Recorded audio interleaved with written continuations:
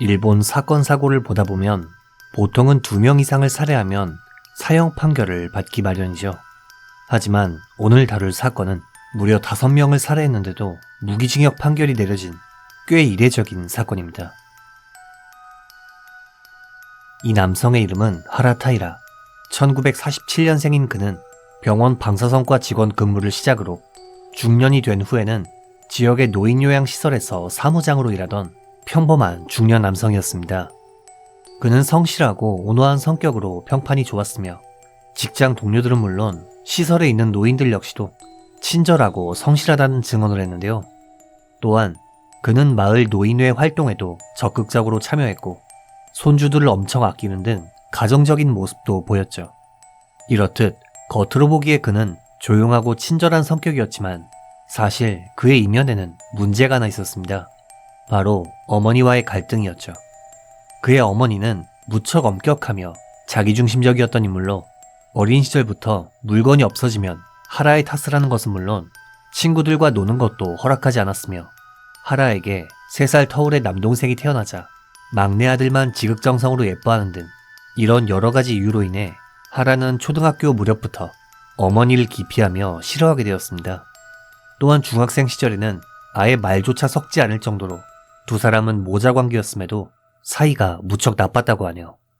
아무튼 긴 시간이 흘러 1999년 무렵 원래 어머니를 모시고 살던 둘째 아들이 더 이상은 힘들다며 모시는 것을 포기하게 되었고 보다 못한 장남 하라는 어머니를 자신의 집으로 모셔와 함께 생활하기 시작했습니다. 하지만 문제가 하나 있었습니다. 바로 어머니의 알츠하이머 증세였죠.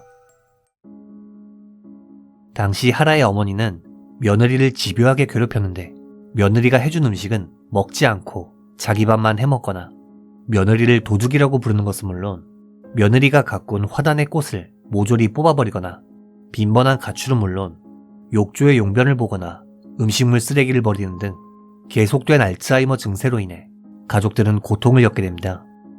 이렇듯 어머니의 알츠하이머로 인해 삶이 피폐해지던 와중 2005년 1월 27일 스트레스에 시달리던 하라가 최후의 결심을 하게 되는 일이 발생합니다.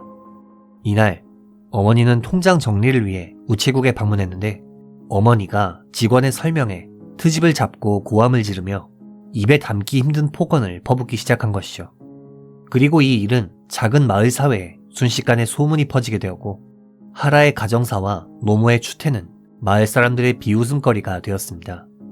그리고 결국 이 일로 인해 하라는 어머니에 대한 혐오감이 폭발했고 이내 한 가지 계획을 세우게 됩니다. 바로 어머니의 목숨을 빼앗는 것이었죠. 하지만 그에게는 마음에 걸리는 부분이 있었습니다. 그건 바로 자신의 다른 가족들이었는데요.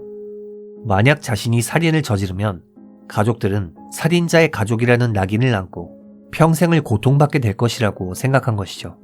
보통 사람이라면 이럴 경우 범행을 포기하기 마련인데 하라는 조금 달랐습니다. 그는 살인자의 가족으로 살게 할 바에는 차라리 내가 데려가겠다 라는 매우 극단적인 생각에 사로잡힌 것이죠. 그리고 이런 왜곡된 책임감을 바탕으로 하라는 치밀한 범행 계획을 준비하기 시작했습니다. 그런데 그는 평소 워낙 조용하고 얌전한 성격이었기 때문에 가족을 포함해 직장 동료들은 그의 이런 중압감이나 스트레스를 전혀 눈치채지 못했다고 합니다. 범행을 결심했을 당시 하라는 다른 가족을 데려가겠다고 결심했지만 정작 아내는 살려두기로 마음먹었는데요. 그 이유는 오랜 세월 자신과 함께 고생한 것은 물론 일이 끝나고 자신도 목숨을 끊으면 뒤처리를 부탁하기 위함이었죠. 아무튼 2005년 2월 27일 이른 아침 하라는 평소와 다름없는 태도로 아내를 차에 태워 역에 데려다 준 후 집으로 돌아왔습니다. 당시 그의 아내는 친구들과 당일치기 여행을 가기로 했었기 때문에 아내가 집에 없는 이날은 그에게 있어 절호의 기회였던 것이죠. 그리고 집으로 돌아온 그는 가장 먼저 2층에서 잠을 자고 있던 33세의 장남 방으로 들어갔습니다. 당시 장남은 자고 있었기 때문에 저항할 수 없었고 결국 하라는 미리 준비한 넥타이로 아들의 목을 졸라 그의 목숨을 빼앗았습니다. 이후 하라는 1층에 거실 겸 부엌으로 쓰던 방에서 소파에 앉아 졸고 있던 85세의 어머니를 마주했습니다. 그는 같은 넥타이를 이용해 어머니의 목을 졸라 살해했으며 다음에는 애지중지 키워왔던 셰퍼드 2마리를 차에 태워 산속으로 데려간 후 흉기로 목숨을 빼앗았습니다. 참고로 이 2마리의 개는 그가 경찰로부터 위탁받아 훈련시키던 경찰 예비견이었다고 하네요. 아무튼 이렇게 두 가족과 애완견의 목숨을 빼앗은 그는 다음 타겟으로 집에서 약 2km 떨어진 곳에 살고 있던 장녀 부부와 손주를 목표로 삼았습니다. 그는 오전 11시경 30세였던 딸에게 전화를 걸어 할머니가 증손주들을 보고 싶어 한다 라고 속인 후 딸과 두 손주를 태워 집까지 데려왔고 이내 이들의 목숨마저 빼앗았죠. 하라의 마지막 타겟은 장녀의 남편인 39세 사위 A씨였습니다. 오후 1시 무렵 하라는 사위를 불러낼 목적으로 전화를 걸어 이것저것 이유를 대며 집으로 오라고 했고 평소 이 두 사람은 사이가 좋았던 터라 사위는 경계심 없이 장인어른의 집에 방문했죠. 그리고 사위가 뒷문을 통해 집 안으로 들어가려는 순간 하라는 갑자기 식칼로 그의 복부를 공격했습니다. 그런데 공격을 당한 A씨는 비명을 지르는 한편 반격을 가해 하라의 손에서 흉기를 빼앗은 뒤 집 밖으로 도주했고 오후 1시 50분경 경찰에 연락해 장인어른이 저를 찔렀어요 라고 신고했습니다. 이후 신고를 받고 출동한 경찰과 구급대원은 하라의 집에서 약 700m 떨어진 길가에서 부상당한 A씨를 발견해 구조할 수 있었죠.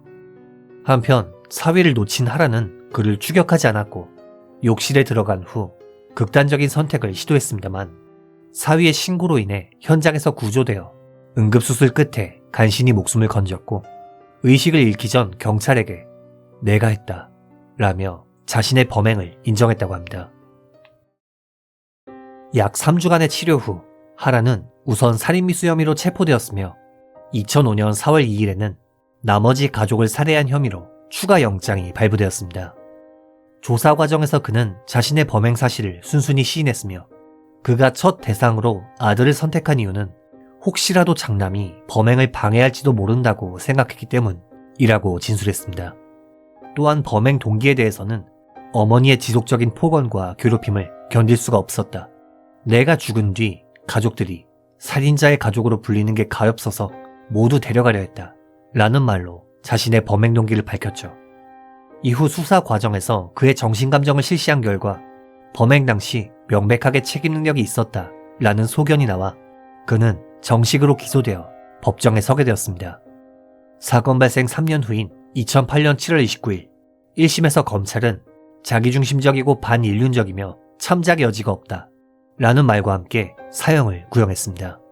그런데 2009년 1월 13일 재판부는 판결문을 통해 사익 추구나 금전 목적이 아닌 점에서 일반 강력범죄와 구분된다. 극도로 잔혹한 수법은 사용되지 않았다. 피고인은 오랜 기간 모친의 비정상적인 학대에 시달렸다. 정신적으로 극한까지 내몰린 사정이 있었다. 피해자 유족이 극형을 바라지 않고 선처를 호소했다. 고령이며 재범 위험도 없다 라는 이유를 들어 그에게 무기징역을 선고했습니다. 참고로 5명을 살해했는데 책임 능력이 있음에도 무기징역이 나온 판결은 일본 내에서도 매우 이례적인 판결이었기 때문에 1심을 납득할 수 없었던 검찰은 즉시 항소했는데요. 당시 항소심에서 검찰은 5명을 살해한 범행에 무기징역은 부당하게 가볍다. 별거 중이던 딸의 가족까지 살해당할 이유가 전혀 없었다. 반성하지 않고 있다.